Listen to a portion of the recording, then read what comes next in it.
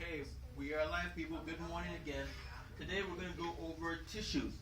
We're going to be looking at some slides later on, but I'm going to give you a brief review about tissues in terms of how to think about the process when you're identifying tissues.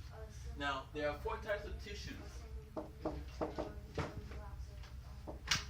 We have connective, epithelial,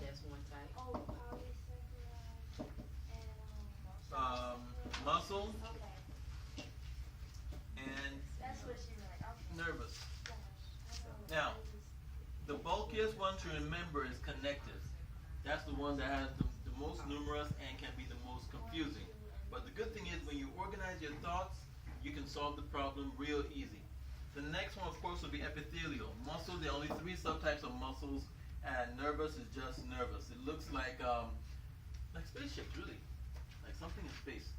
When you see neural tissue, you can't miss it. It looks like something in space or like something with a bunch of different extended limbs. You cannot miss it. So that's about the simplest one. All right, so let's talk about connective tissue, the subtypes.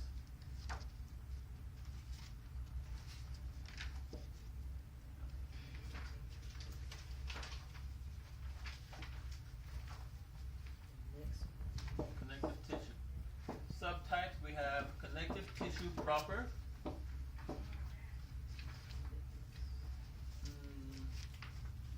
We have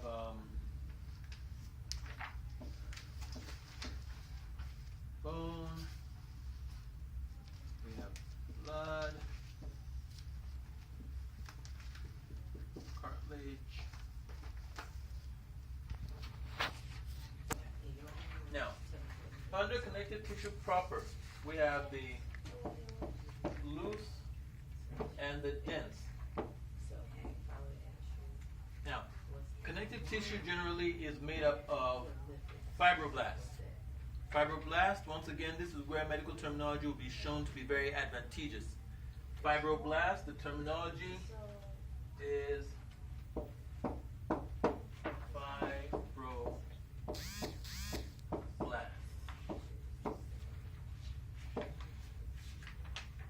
Whenever you see the term fibroblast or anything blast, whatever comes before the blast is what that type of cell makes. So if you have osteoblasts, these type of cells, they make bones. Chondroblasts,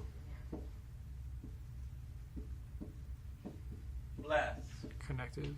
they make cartilage. Cartilage. So fibroblasts, they make fibers.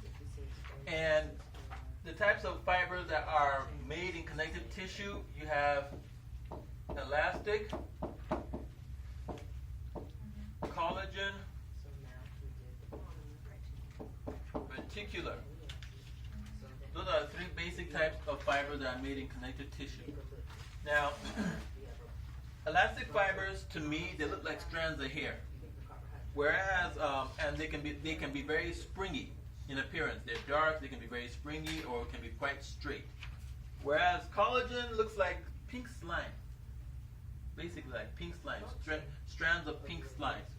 Then reticular tissue, on the other hand, looks like a bunch of tree branches. And we're going to be looking at some slides later on after this initial video. This video, its purpose is to help you organize your thoughts on what am I looking at? How can I identify it?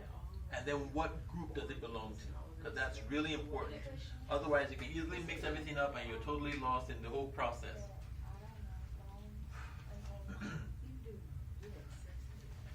So we talked about the fibers that make up connective tissue.